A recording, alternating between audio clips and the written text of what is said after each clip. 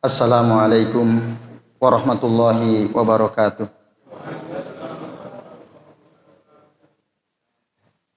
Innal hamdalillah nahmaduhu wa nasta'inuhu wa nastaghfiruh wa na'udzu billahi min syururi anfusina wa min sayyiati a'malina. May yahdihillahu fala mudhillalah wa may yudlil fala hadiyalah. Asyhadu an la ilaha illallah wahdahu la syarikalah wa asyhadu anna Muhammadan abduhu wa rasuluh.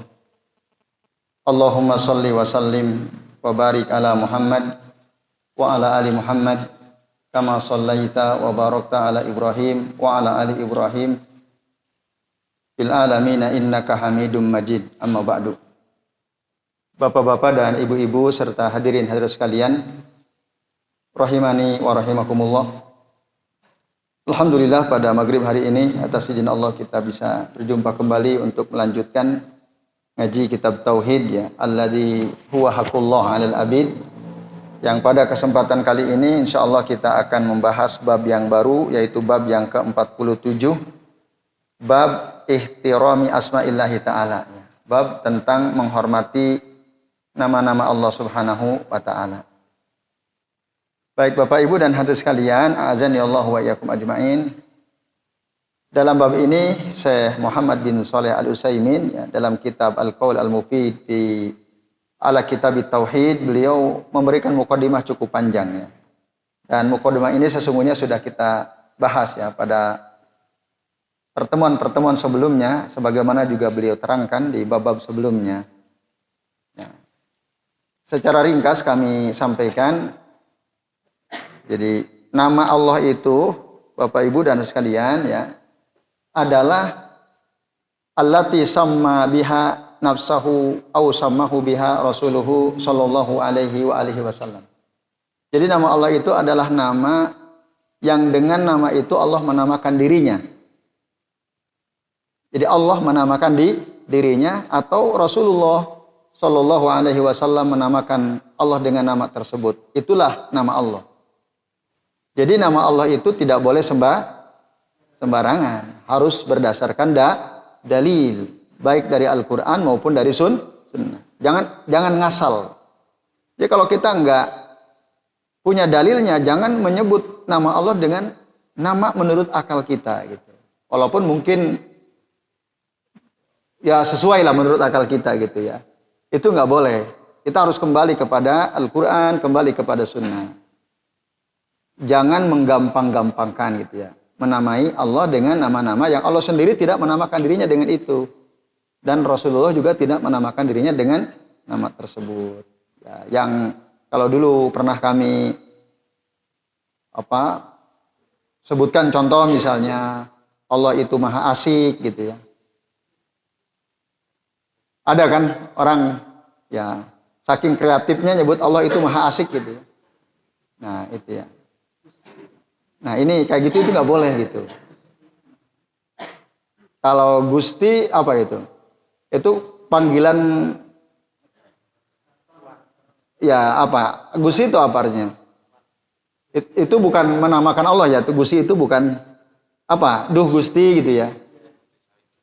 Apa? Itu bahasa apa itu Gusti itu? Bahasa Jawa. Maksudnya pangeran. Nah itu pangeran, Gusti pangeran kan gitu ya. Itu bukan nama itu. Bukan menamakan, tapi apa itu?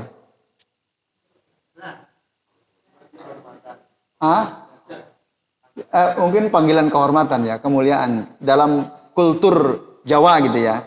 Mungkin masing-masing daerah punya kultur budaya sendiri-sendiri ya untuk memanggil zat yang maha agung, yaitu Allah Subhanahu wa ta'ala. Yang maha apa? Yang maha ikan. Oh ya. Apa maksudnya yang maha ikan? Apa ada? Gimana? Menyebut nama Allah dengan yang maha wikan gitu? Ada? Apa artinya itu? Apa wikan itu apa?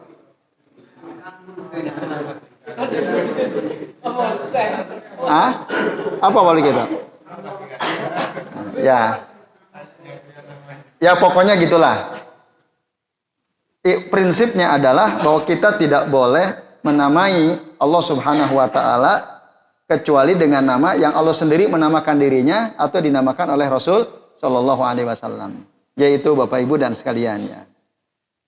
Nah, selebihnya seperti misalnya nama Allah itu Mutaradifah, Mutabayinah, udah pernah kita bahas kan? Di sini juga pernah. Jadi nama Allah itu antara satu dengan yang lain itu sinonim gitu. Namanya macam-macam tapi zatnya itu juga. Itu namanya Mutaradifah. Misalnya Al-Alim, Al-Qadir, Al-Quddus, Al-Muhaimin, Ar-Rahman, Ar-Rahim, macam-macam kan? Tapi zat yang ditunjukkan oleh nama-nama itu sama atau tidak? Nah, itu sama. Itu yang mutaradifah ya. Jadi sinonim ya. Istilah ya satu hal tapi disebut dengan banyak istilah. Satu zat disebut dengan banyak nama, itu mutaradifah.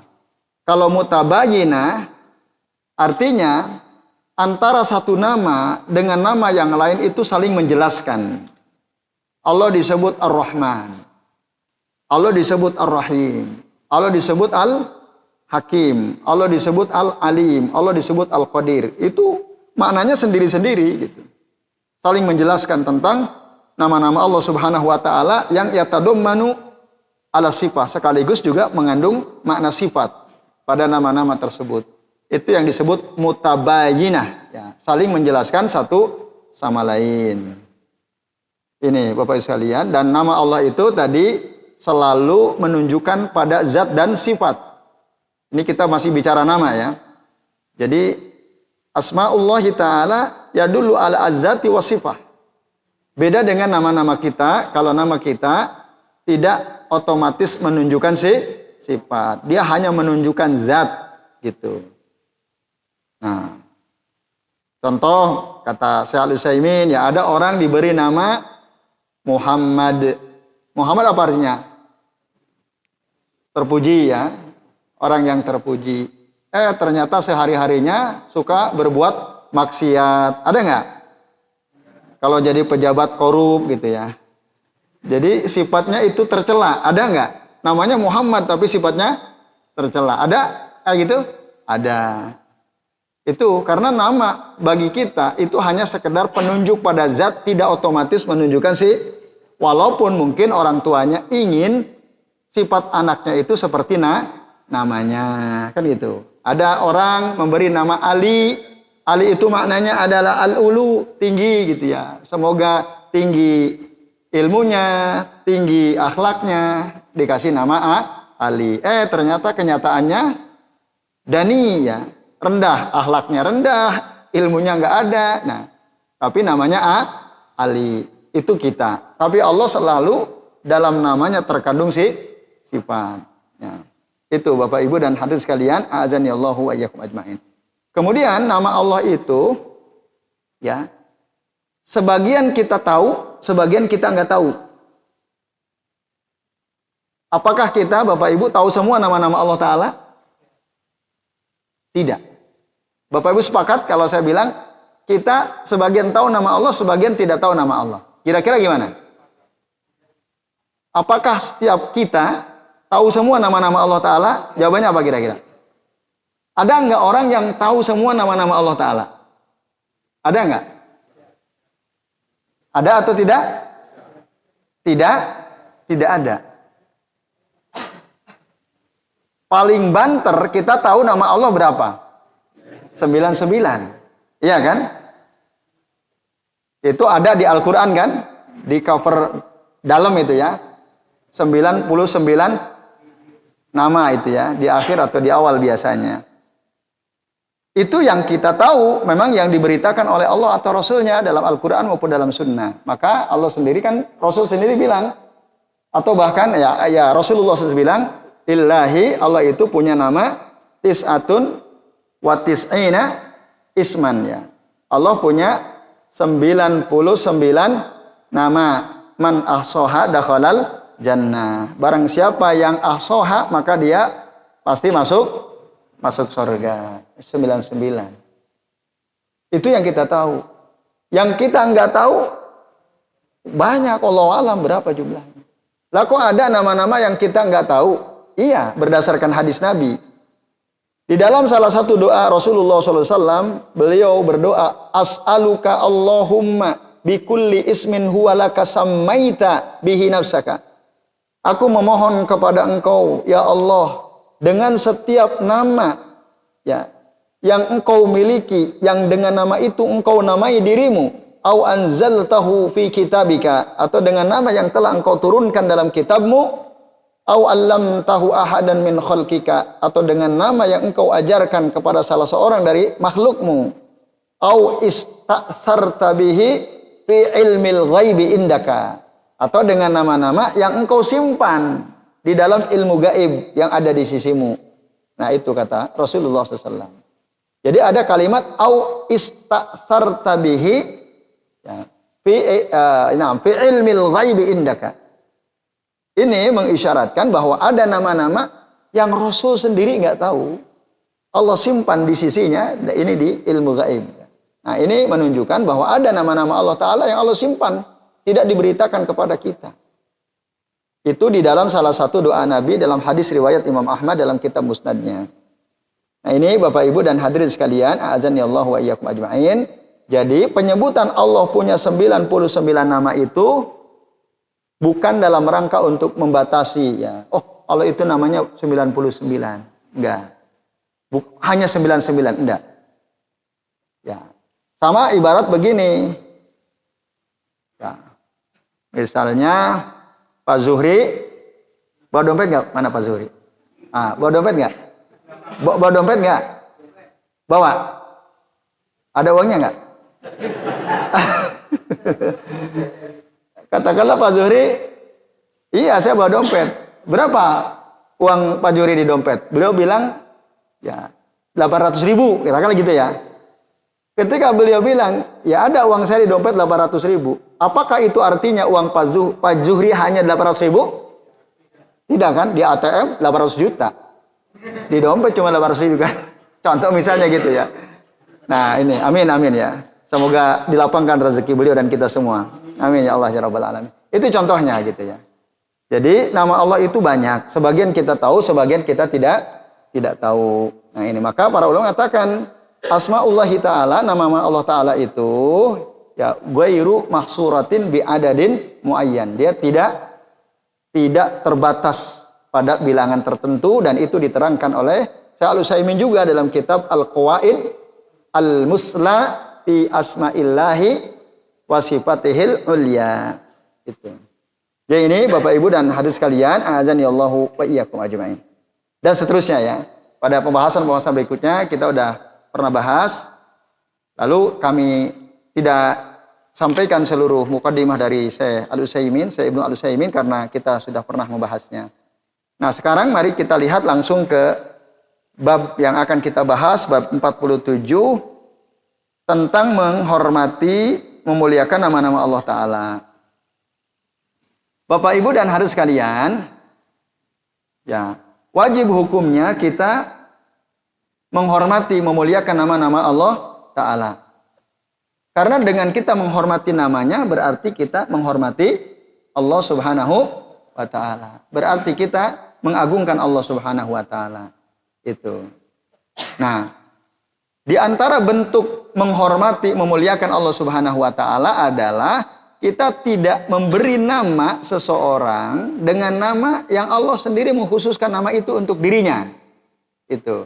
Kemarin ada ya yang kita bahas tuh ya di akhir pembahasan. Itu. Ya. Itu enggak boleh gitu. Jadi menghormati nama Allah itu salah satu di antaranya adalah tidak memberi nama seseorang atau suatu lembaga atau suatu usaha dengan nama Allah yang nama itu dikhususkan untuk Allah Subhanahu wa Ta'ala. Itu nggak boleh. Ya contoh ya yang paling gampang, Allah itu nama mukhtasun bihi, Allah. Jadi kita nggak boleh ngasih nama orang Allah namanya. Oh itu nggak boleh itu. Itu nama sakral itu. lafzul jalalah. Atau Rabbul Alamin gitu ya. Kita punya warung dikasih nama warung Rabbul Alamin misalnya. Itu nggak boleh itu. Itu ismun min asma'illahi ta'ala mukhtasun bihi. Nah, ini nggak boleh. Nah, kalau kita memberi nama warung kita dengan nama Rabbul Alamin misalnya, itu menghinakan Allah itu. Tidak memuliakan Allah Subhanahu wa taala. Walaupun mungkin maunya kita, wah biar keren gitu ya, biar gagah warungnya. Lah, nggak boleh. Ya, nggak boleh. Nah, itu contoh ya. Atau dan lain-lain lah. Banyak nama-nama Allah yang itu mukhtasun bihi, khusus untuk Allah taala. Tapi ada memang nama-nama Allah taala yang kita boleh memberikan nama itu kepada makhluk. Boleh ya. Kalau di dalam kitab Al-Qaul Al-Mufid, Syekh Ibnu Al-Utsaimin mencontohkan mislu Ar-Rahim, As-Sami, Al-Basir. Itu boleh. Ya. Atau Ar-Rauf, nanti itu juga boleh ya. Dan itu di dalam Al-Quran disebutkan bahwa Allah menyebut Rasul dengan Raufur Rahim, itu ya ada. Nah ini Bapak Ibu dan hadirin sekalian, azani Allah wa iyyakum ajmain. Hanya memang kalau kita ingin tahu mana saja nama-nama Allah Ta'ala yang kita boleh menamakan makhluk dengan nama itu perlu dibaca secara detail lagi ya. Ini hanya sekedar contoh. Saya Ibnu Al-Utsaimin memberikan contoh. Ya kata beliau wa qismun ma yasihu an yusamma bihi ya ghairullahi mislu Ar-Rahim, As-Sami, Al-Basir. Itu diantara yang boleh. Yang nggak boleh tadi contohnya Allah, Ar-Rahman, Rabbul Alamin, Ar-Razzaq dan seterusnya. Itu khusus mukhtasun billahi azza wa jalla. Nah, maka perlu Bapak Ibu ketahui ini, dan kalau Bapak Ibu punya teman menamakan anaknya, lembaganya, warungnya dengan nama itu khusus untuk Allah, perlu dinasihati itu. Kalau kenal gitu ya. Jadi jangan, karena itu bagian daripada ihtiqaron lillahi jalla jalaluh. Dia tidak menghormati Allah, menghinakan Allah Subhanahu wa taala. Nah, Bapak Ibu dulu disebutkan di sini satu dalil ya. Dari Abi Suraih annahu kana yukna Abal Hakam. Jadi ada seorang tokoh namanya Abu Suraih, Abu Suraih kunyahnya. Nama aslinya Hani bin Yazid Al-Kindi. Nama aslinya siapa? Hani bin Yazid Al-Kindi. Hani bin Yazid Al-Kindi. Suatu saat dia ini dikirim oleh kaumnya untuk menjadi utusan menghadap kepada Nabi SAW. Nah, dan dia dipanggil oleh kaumnya dengan panggilan kunyah Abu Al-Hakam atau Abal Hakam, ya Abal Hakam. Kunyah itu apa sih? Kunyah itu nama panggilan. Ada beberapa model kunyah ya. Dan kunyah itu salah satu antara fungsinya adalah untuk memberikan penghormatan. Itu ya. Orang dipanggil dengan nama kunyahnya itu sebenarnya lil madah, lil ikram. Ada. Contohnya apa? Ya, Rasul dipanggil dengan nama kunyahnya Abul Qasim. Gitu. Dan biasanya kunyah itu pakai kata abun atau umun biasanya. Walaupun ada juga yang pakai amun atau akhun atau khol, boleh juga sebenarnya. Nah, cuman jarang. Yang paling sering ummu, atau kalau perempuan ummu, kalau laki-laki abu biasanya. Walaupun tadi di dalam kitab Al-Qaul Al-Mufid, saya Al-Utsaimin mengatakan ya, ma sadara bi abin au ummin au akhin au ammin au khalin. Ya, kadang-kadang dengan abu awalnya, atau ummu atau ammu atau khal atau akhu. Walaupun jarang kita menemukan, tapi itu bisa sebenarnya.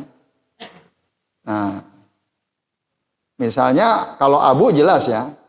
Tadi Abul Qasim, Abu Hafs, Abu apa lagi? Ya Abu Jahal, Abu Lahab, ya itu kunyah itu. Nah, maka nanti kunyah itu ada yang lizam. lizam itu untuk mencela. Kalau ada orang jelek banget peranginya, sombong bukan main, kita boleh kita panggil dia dengan nama kunyah. Kita sendiri yang ngasih kunyah dia. Saking bodohnya kita panggil Abu Jahal gitu ya. Itu boleh. Itu mengkunyah untuk orang yang jahil, Abu Jahal. Abu Lahab itu orangnya meletup-letup, emosinya sangat emosional gitu orangnya. Itu maka dikunyahi dengan Abu Lahab, yatalahab, kayak api gitu, bergejolak orangnya. Nah itu lizam boleh juga. Ya, kalau kita punya teman ya atau siapalah gitu ya, dia jelek sekali peranginya, ya itu kita kunyahi saja dia. Nggak usah minta persetujuan dia. Ya kita kunyahi saja. Nah, Abu Jahal mungkin kalau ditanya, ente mau nggak dipanggil Abu Jahal? Pasti dia nggak mau, masa aku dikasih nama Abu Jahal? Tapi itu populer di kalangan sahabat Nabi SAW. Nah ini bapak-bapak dan ibu-ibu serta hadirin sekalian ya. Jadi satu lil madah, yang kedua lizam boleh ya. Itu kunyah itu. Yang ketiga bisa juga lil musahabah ya, atau lil mulazamah. Musahabah itu karena dia mulazamah sering melakukan sesuatu gitu ya, sering. Kalau dulu Abu Hurairah namanya kan Abdurrahman bin Sakhr. Dia sering bawa kucing, anak kucing. Jadi kemana-mana bawa anak kucing. Nah, karena dia sering bersama kucing, lalu dipanggillah Abu Hurairah, anak kucing, Hurairah. Kalau kucing besar Al-Hir. Nah, Abul Hir, kalau ini karena kucingnya kecil yang sering dibawa jadi Abu Hurairah. Siapa yang punya kucing ini? Di sini ada nggak? Kalau ada saya minta satu maksudnya. Mau melihara untuk jaga tikus di rumah. Nah ini buat sekalian ya, Abu Hurairah. Ada yang karena dia sering gitu sama kucing. Atau kalau bapak ibu punya usaha juga bisa. Ya, usaha apa bapak ibu? Punya usaha material. Yang dijual di material kan biasanya ada besi kan? Besi itu apa bahasa Arabnya? Al-Hadid. Dia mengkunyahi dirinya Abul Hadid. Itu boleh. Bapaknya besi gitu ya. Itu boleh gitu. Sesuai dengan profesi dia. Itu juga bisa. Kita mengkunyahi seseorang dengan itu. Ada yang hanya sekedar untuk nama saja. Tidak ada kaitannya dengan profesi. Tidak ada kaitannya dengan kebiasaan. Tidak ada. Ya, hanya sekedar penamaan saja. Seperti apa misalnya Abu Bakar. Itu hanya sekedar, kalau As-Siddiq kan gelarnya. Karena beliau yang orang pertama kali yang membenarkan ya Isra dan Mi'rajnya Rasul sallallahu alaihi wasallam. Nah, Abu Bakarnya itu kunyah, itu sekedar alamiah, tidak ada kaitannya dengan anak. Atau kita memberi nama seseorang dengan Abu atau Ummu gitu ya. Padahal dia nggak punya anak, seperti Aisyah radhiyallahu anha. Apa kunyah dari Aisyah radhiyallahu anha kunyahnya? Ada yang tahu nggak? Kunyah istri Nabi Aisyah radhiyallahu anha. Ada yang tahu? Itu bukan panggilan kesayangan. Kalau Humairah itu panggilan kesayangan. Ada yang tahu Bapak Ibu? Ummul Mukminin itu laqab. Itu semua istri Nabi dilaqabi Ummul Mukminin, semua. Ada yang tahu? Ummu Abdillah, sahih asabtum na'am. Oke, itu Aisyah minta, ya Rasulullah, berikanlah aku kunyah. Maka diberikan kunyah oleh Rasulullah SAW dengan Ummu Abdillah. Itu Bapak Ibu dan hadirin sekalian. Nah, itu sekedar untuk memberi nama. Ya, namanya li qasdil al-limujarradi al-alamiyah. Itu. Nah, ada juga karena seperti Abul Hakam ini, Abu Syurai, dikunyahi dengan Abul Hakam. Karena dia dianggap sebagai orang yang kalau menyelesaikan persoalan, ada dua orang yang konflik, selalu berhasil, adil, diridhoi oleh semua orang gitu. Jadi kalau ada masalah, datang kepada dia, karena dia tokoh di kaumnya, di sukunya, lalu beliau putuskan dan selalu orang puas gitu dengan keputusan si Hani bin Yazid Al-Kindi ini karena dia tokoh. Akhirnya lama-lama karena dia ini adil, orang-orang ya menyebut dia dengan panggilan Abul Hakam. Itu Abul Hakam. Itu. Apa? Itu nisbatul apa? Daerah namanya. Itu menisbatkan nama kepada daerah ya. Seperti An-Nawawi. Itu apa lagi? Al-Qurtubi, Al-Albani, Al-Bantuli, boleh. Khosman Nasir Al-Bantuli, boleh aja. Supaya orang tahu antum itu dari Bantul kan gitu. Nah, saya seperti Ar-Rawailati, ya saya dulu pernah menulis di belakang nama saya Ahmad Hasanuddin Umar Ar-Rawailati. Rawailati itu nama kampung kelahiran saya. Gitu. Seperti Imam An-Nawawi itu nama kampung kelahirannya. Nah, ini bisa Pak Nasir, tapi itu bukan kunyah ya. Bukan kunyah. Nah, baik itu ya Bapak Ibu dan sekalian. Nah, maka kata annahu kana yukna Abul Hakam. Faqala lahun Nabi sallallahu alaihi wasallam. Lalu berkatalah Nabi kepada si Abul Hakam ini, innallaha huwa al-hakam. Sesungguhnya Allah lah ya zat yang menetapkan hukum itu ya. Wa ilaihi al-hukmu. Hukum itu kembali kepada Allah ya. Keputusan hukum itu harus kembali kepada Allah Subhanahu wa taala. Lalu kata Nabi, faqala inna qaumi idza ikhtalafu fi syai'in, kata si Abul Hakam ini, sesungguhnya kaumku jika mereka berselisih dalam satu perkara, atauni, mereka datang kepadaku, fahakamtu bainahum, lalu aku putuskan hukum di antara mereka. Ya, lalu faradiya kila al-fariqaini. Lalu kedua kaum yang berselisih itu ridho gitu dengan keputusan hukum si Hani bin Yazid Al-Kindi ini. Nah, faqala, lalu Rasulullah SAW berkata kepada si Abul Hakam ini, ma'asana hadza. Oh, bagus sekali ini nama Abul Hakam itu. Tapi Nabi nggak setuju dengan nama itu karena tadi wa ilallahi al-hukam. Lalu Nabi tanya, famalaka minal walad, kamu punya anak enggak? Qultu, lalu si Hani bin Yazid Al-Kindi bilang, qultu, nah iya saya punya. Anaknya ada 3. Satu namanya Syurai, yang kedua Muslim, yang ketiga Abdullah. Qala paman akbaruhum, kata Rasul, siapa di antara mereka itu yang 3 itu yang paling tua? Qultu Syurai. Lalu Hani bin Yazid Al-Kindi bilang, ya nama anak saya paling tua namanya Syurai. Lalu apa kata Nabi? Fa anta Abu Syurai. Jadi kamu nama kunyahmu adalah Abu Syurai. Itu dikunyahi dengan nama anak yang paling tua. Kayak kami punya anak ya. Ada Najwa, ada Faruk, ada Musa, ada Bilal. Yang paling tua Najwa. Maka saya mengkunyahi diri saya dengan Abu Najwa. Karena itu anak pertama kami ya. Nah ini Bapak Ibu dan hadirin sekalian, azani Allah wa iyyakum ajmain. Nah itu tadi sebabnya.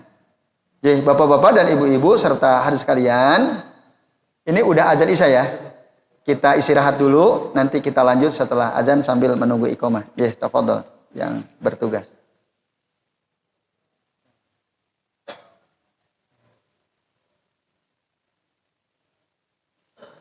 Baik Bapak Ibu dan hadirin sekalian, alhamdulillah kita sudah tiba di waktu Isya.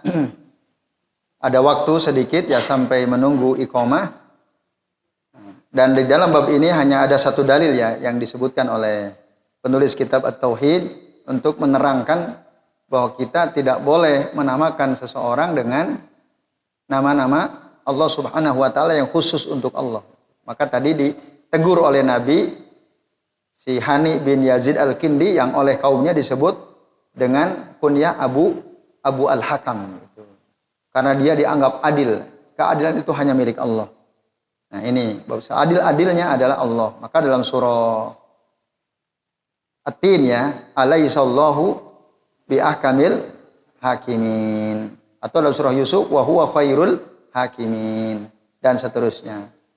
Itu. Maka jangan menamai seseorang dengan sebutan Abul hakam jika tujuannya adalah karena dia ini orang yang sangat adil gitu. Jadi ini Bapak Ibu dan hadirin sekalian, a'azani Allah wa iyyakum ajmain. Ini belum tuntas ya, nanti insya Allah kita akan lanjutkan di kesempatan yang akan datang. Nah, supaya ada waktu untuk tanya jawab, barangkali ada di antara Bapak Ibu yang mau bertanya, ya silakan.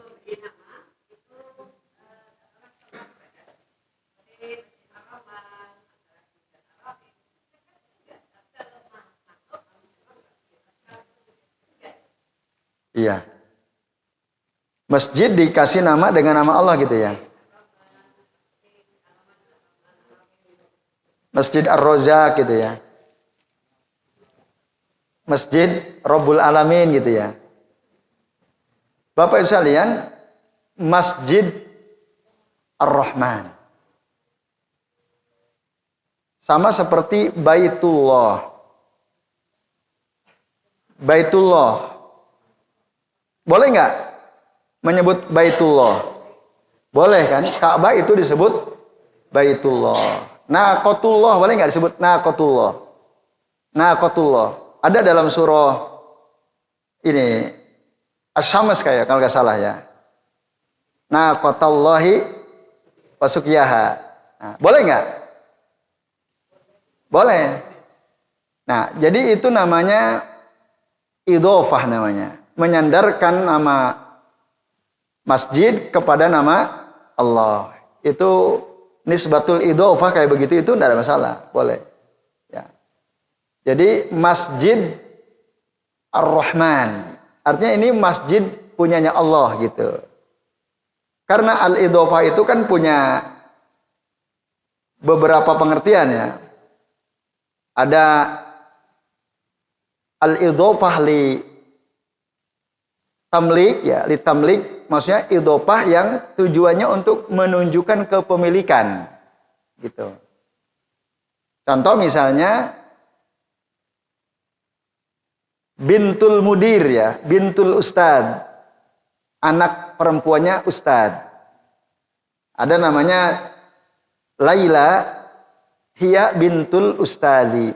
Si Laila ini anak perempuannya seorang ustad. Ini kan idhofah tuh, bintul ustad. Nah, berarti itu artinya si Laila ini milik anaknya si ustad itu. Itu namanya idhofah litamlik itu. Ada al-idhofah lil bayan, ada juga untuk menunjukkan keterangan asal usul ya. Misal ada pintu terbuat dari kayu. Pintu kayu. Nah, maka kita terangkan pintu dalam bahasa Arabnya kan bab. Kayu dalam bahasa Arab khosab. Babul khosabi. Pintu kayu. Nah, ini idhofah bayaniyah namanya. Jadi menyandarkan kata bab kepada al-khosab sebagai keterangan bahwa pintu ini dari kayu gitu. Kalau Masjid Ar-Rahman, Masjidur Rahman, gitu kan? Berarti ini masjid, ini bayaniyah atau tamlikiyah ini kalau kayak gini? Tamlikiyah ya. Maksudnya tamlikiyah itu apa? Ya, masjid ini milik Allah kan, gitu ya. Maka ada Masjid Ar-Rahman. Jika tujuannya adalah lil idhofah, itu nggak ada masalah. Masjid Ar-Rahman. Itu Allah alam bisawab. Itu sama seperti Baitullah, Naqatullah kan. Rumahnya Allah. Masjid juga kan Baitullah juga ini kan. Naqatullah itu untanya Allah. Itu namanya idhofah tamlikiyah ya. Penyandaran yang menunjukkan kepemilikan. Itu lit ta'zim juga untuk mengagungkan tempat tersebut. Itu. Ya itu Pak Zuhri dan Bapak Ibu serta hadirin sekalian. Itu termasuk yang tidak ada masalah ya. Ada lagi Bapak Ibu dan sekalian? Oke, baik Bapak Ibu, nampaknya ini saja ya yang kita bisa bahas. Baik karena sudah ada tanda waktu iqamah, maka mari kita akhiri kajian kita pada malam ini dengan membaca doa kafaratul majlis. Subhanakallahumma wa bihamdika asyhadu an la ilaha illa anta astaghfiruka wa atubu ilaik. Wa sallallahu ala Muhammadin wa ala alihi wa sahbihi wa baraka wa sallama alaihim ajmain. Billahi taufiq wal hidayah. Wassalamualaikum warahmatullahi wabarakatuh.